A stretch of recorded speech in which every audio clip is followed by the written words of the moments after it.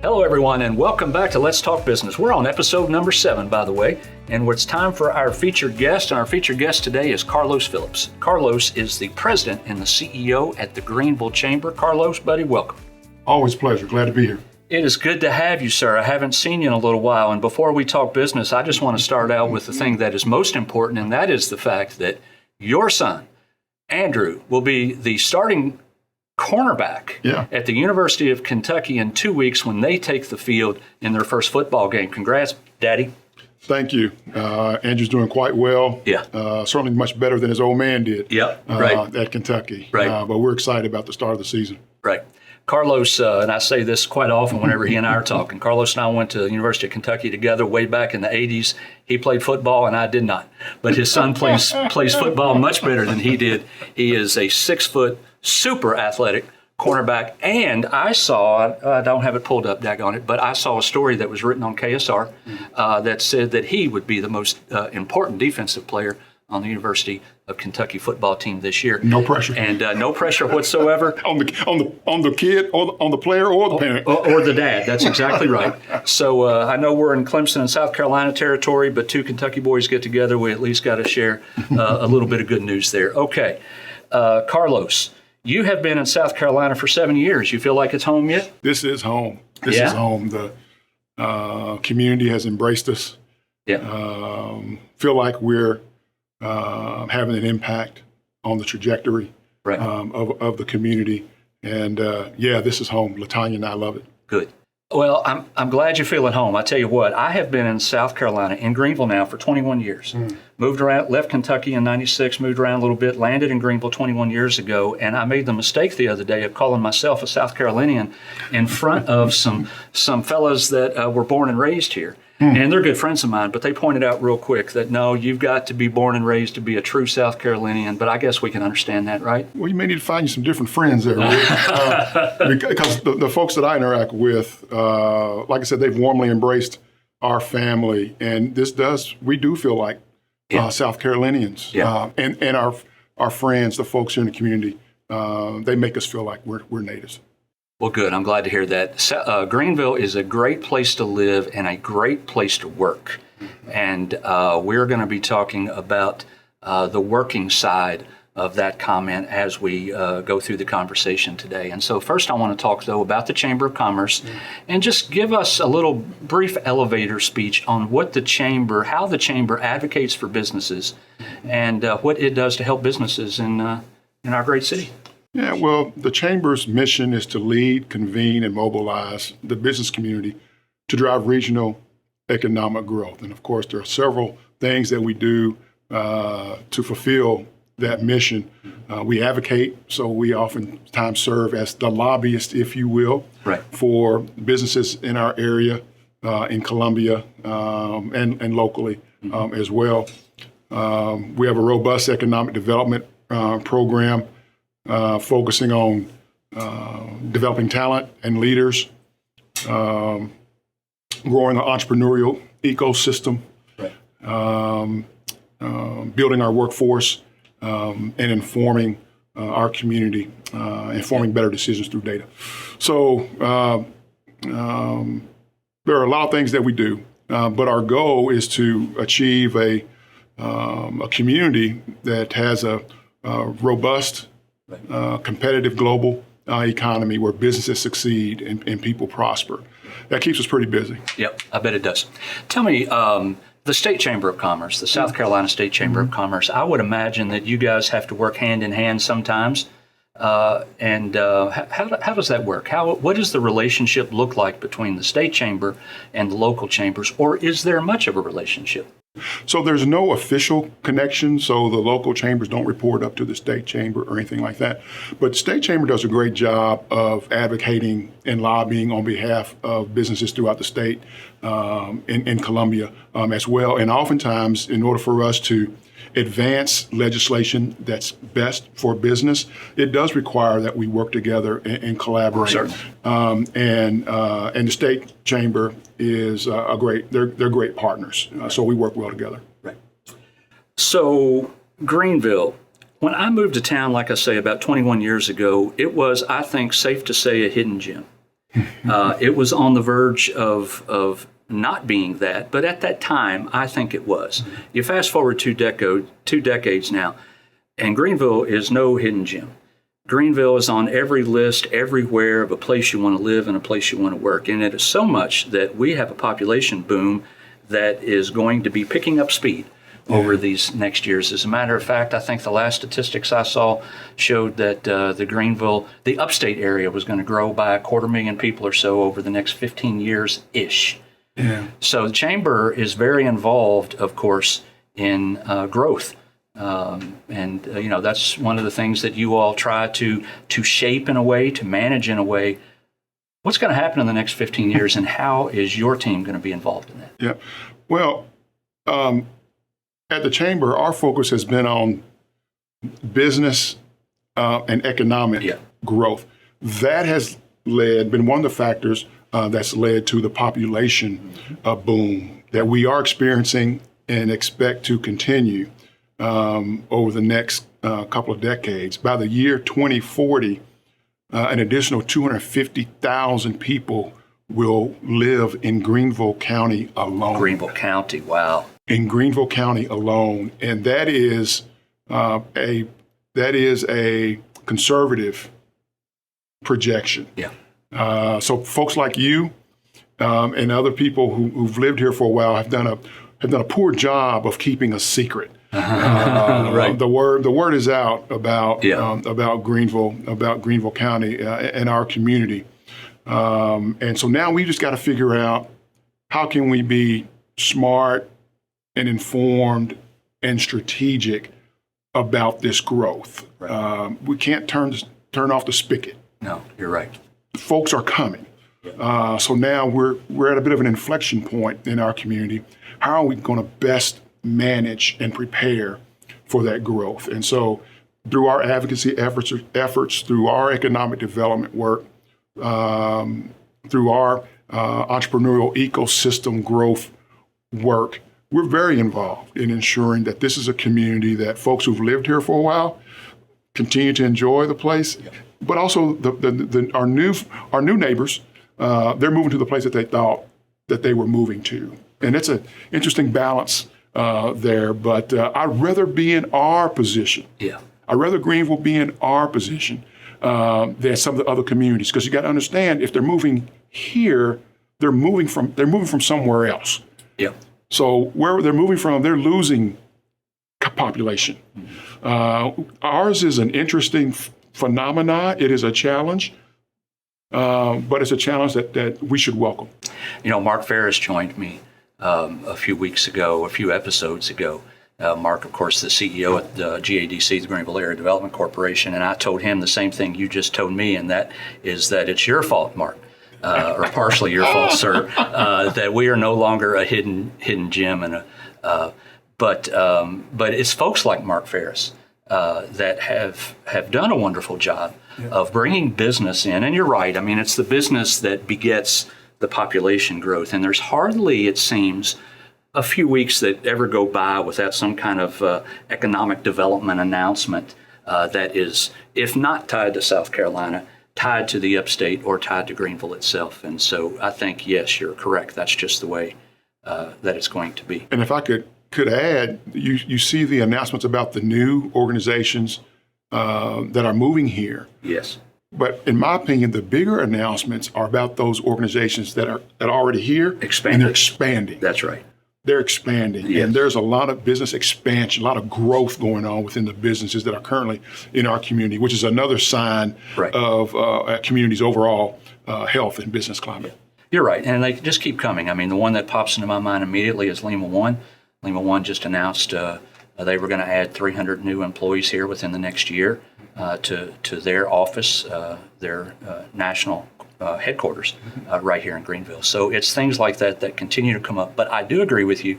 It is a great problem to have. Let's talk about Accelerate. Okay. Accelerate is an economic development initiative that is supported, of course, by the Chamber, but it is privately funded.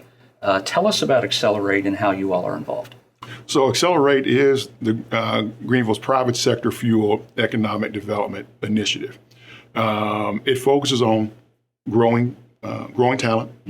It focuses on developing an inclusive entrepreneurial ecosystem. It focuses on providing data to help leaders make more informed decisions here.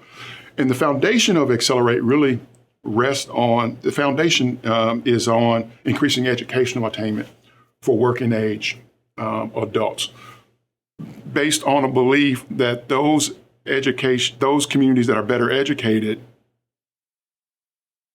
they earn more money. The residents earn more money, and we see the correlations. There are some communities out there that have educational attainment rates through the roof. We're visiting one in the fall. We're visiting Nashville for our community benchmarking trip. And there are some areas in Nashville that have educational attainment rates above 70%. And when we talk about educational attainment rates for working age adults, we're talking about folks who are between 25 and 64 years old that have some level of education, a credential, associate degree or higher, and that which gives them the opportunity to, for better income opportunities. So we need more folks like that here in Greenville County. We're at 49%. Well, I was just getting ready to say, I'm looking at a statistic that was supplied by your office earlier today that said we're at 49% of working age adults holding a post-secondary credential, certificate, or degree. And our goal, 60% by 2030, that's 7 years. Can you do that? That's a lot. That's 11% movement. Can we? Yeah. Yes. And, the Chamber's primary roles in that is, raising awareness of where we are and the opportunity that exists as we move closer to that 60%. The Chamber doesn't do this work alone. It's amazing the partnerships that exist within our community between the Greenville County schools and the Chamber, the school system and the universities and Greenville Tech, and even between colleges. Greenville Tech and USC Upstate recently announced a partnership where shared credits. Yeah. So a lot of folks are working toward achieving that goal, but not for the sake of achieving the goal. Achieving that goal really represents more people in our community with opportunity to realize their dreams and their goals, and we're just trying to ready the community for that. Sticking on Accelerate for a minute, there are other things that Accelerate that you want to do within that program. Grow new company headquarters, which we've been talking a little bit about that, right? Improving the workforce, which we've been talking about, but increasing minority-owned businesses. Yeah. How does Greenville stack up against sister cities, which I'd like you to tell me who some of those are other than Nashville, in terms of minority-owned businesses? But first, you got Nashville we'd like to benchmark ourselves against. Who else? Well, of course, Nashville's one, but there are those closer to home as well. We look at Charleston. Their educational attainment rate is much higher than Greenville County. So is their per capita income. Yes. So we look at Charleston. Raleigh is another one. Right. High educational attainment, high per capita income, and some of the job announcements that are coming out of Raleigh, due in large part to Research Triangle Park and things like that, but more so because of that region, their focus on education and retaining the talent that's graduating from those institutions. Yeah, right. We visited Columbus a couple of years ago, just before the pandemic. That's another community that we benchmark. I mean, there are a lot of communities that are doing well in areas for which we would like to do better. And is one of those areas minority-owned businesses? Yes. Or do we do well in that? Comparatively, still not as well as the others? Well, we recognize we can certainly do better. That's why the Minority Business Accelerator was launched just over a decade ago. Yeah. We recognize that most of our minority entrepreneurs in Greenville County were solopreneurs. So they were the only ones in their business. They were the employee, which is certainly not the easiest path or the most effective path to wealth. So the Chamber launched the Minority Business Accelerator to help prepare businesses, not only their knowledge of running the business, but how can you work on your business instead of in the business. Hopefully this knowledge will allow more minority businesses to scale, to grow and hire folks. And it's been a phenomenally impactful program. Do you have a group of mentors? I'm sorry, Carlos. Do you have a group of mentors within there that, maybe folks like Rich Hagan, comes to mind. Somebody like Rich who can provide so much guidance. Rich was in the first MBA class. Well, of course he was. He was in the first MBA class. Not necessarily because Rich needed it. I mean, Rich's business was doing well, but he really set the tone. And really helped give the program credibility to other minority-owned businesses out there. So we owe a lot to Rich for participating in that first class. But the program has a hired instructor who teaches the curriculum. But a lot of the instruction, information, and support does come from volunteers from throughout the community who lend their time, their talent, their expertise to help these minority-owned businesses. And I want to be clear on how we define minority. For us, minority, it does include Black-owned businesses, but it's also Hispanic. Sure, certainly. LGBT, veteran-owned, and disabled. So our definition of minority is pretty broad. I realized. And women-owned businesses as well. I realized all of those except veteran-owned. A veteran-owned business is considered a minority business? It is. Okay. All right. Let's stick with Accelerate just for a minute more. One of the things that you're wanting to do under that umbrella is, as we're talking through education, upskilling. You've hired somebody recently, a career navigator. Yeah, Benedicta Eads. Really? Yeah. Tell me, what is that job going to do? I suppose we can understand a little from the title. Well, what Benedicta does through her role as a career navigator is she helps to connect people in our community who are interested in returning to school, interested in upskilling opportunities. She connects them to those upskilling opportunities. I mean, sometimes you can sit there and you may want to do something, but you just don't know where to start, or you just don't know what the path might be. And Benedicta helps chart that path for folks in our community. Benedicta's the first, but she's already running at capacity. So the demand for her services have increased, and so I doubt she'll be the only one that we have, which would be a good sign for this work. Of course it will. Carlos, we're going to take a quick break. You're going to stay right there. All right. And we'll take a quick break. We'll just be gone for about 60 seconds, and we'll be back with more with Carlos Phillips, the CEO and president at Greenville Chamber. Be right back. Thank you for tuning in for another episode of Let's Talk Business, a weekly one-of-a-kind B2B talk show with interviews with South Carolina business executives, community leaders, and government dignitaries. Let's Talk Business airs every Saturday at 4 p.m. on 94.5 The Answer, or download it on the most popular platforms, Apple, Google, and Spotify. You can watch the video of each episode on YouTube. Search Let's Talk Business South Carolina. Now let's get back to the show with your host, longtime South Carolina business publisher Rick Jenkins. All right, everyone. Welcome back to Let's Talk Business, episode number 7. I'm sitting here with our featured guest, and that is the Greenville Chamber CEO and President, Mr. Carlos Phillips. Carlos, welcome back. While we were away on break for a second, you gave me a statistic that blew my mind about job openings in South Carolina and available folks to fill those jobs. Tell me that statistic again. Yeah, well, I think all employers are experiencing a huge challenge. It's probably the biggest challenge in their business right now, and that is just finding talent. That's right. Finding talent. But it's interesting. if every unemployed person in the U.S. found a job, we still have 4 million job vacancies throughout the U.S. And that's in the country. That's in the country.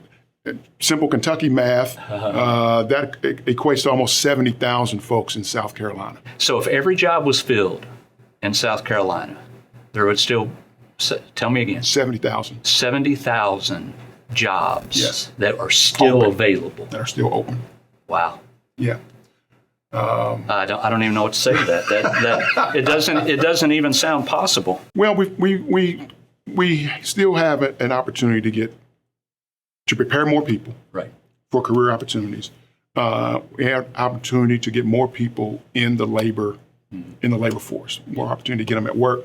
But we still have a people shortage. Yeah. We still have a people shortage, and that's why discussions about immigration are so important. Border security is certainly important. We don't want a porous border, but I tell you, employers need workers. Employers need talent right now, and so I hope the powers that be can figure that one out. Interesting. I want to talk about a few more things before I let you go, and one of those is the annual DEI Summit that is coming up. Tell me when. Halloween, October 31st. Halloween. I don't know what to think about that. Is it a day-long deal? Is it a 2-day? What does that look like? No, throughout the day on Halloween, we'll convene about 500 or so professionals from throughout the community to help them, assist them with their respective DEI journeys. And just so everyone knows, DEI, we're talking diversity, equity, and inclusion. Mm-hmm. Okay, go ahead. Yeah. So we have speakers, confirmed speakers that will share their subject matter expertise and insights. And there's one that I would love to announce right now, but we're still dotting I's and crossing T's on. But are you talking about a speaker? Yes. I see, that's not right, Carlos. I know it. That's not right what you just did. I know that's a tease, right? But it's big. It's big. It's big. It's big. And but this is our 7th and our 7th summit, well attended, and it's designed to meet people where they are in their respective journeys and to help them along their journeys as well. So it'll be a good time. Carlos, I'll get you out of here on this, and that is next year is the 50th anniversary of something called Leadership Greenville. What do you got planned for next year? Well, we're planning next year now. We just announced the class, the LG 50 class. It has around 50 participants. Makes sense. That's good branding. There's a lot of demand for that class being the 50th, but we'll have celebrations and recognitions, and we've gone back to the first Leadership Greenville class, and we found some folks that are still around and they want to engage, so we're going to engage them. We're also going to launch a new program, which is a graduate level Leadership Greenville class, kind of next level, and there'll be more details around that as well. But it's a special time. The fingerprints of Leadership Greenville participants are all over this community. I go back and I look at the list and the various classes and their names that are pretty common throughout our community. And there are some that are not, but they've had just as much impact as the others. So what we want to do now is prepare for the next 50 years. And I think we're well on track for that. Carlos, I appreciate it, man. Always a pleasure. Good stuff, buddy. Folks, that is Carlos Phillips. He's the CEO and the president of the Greenville Chamber of Commerce. Thanks for joining us on another episode of Let's Talk Business. Folks, we'll see you next time.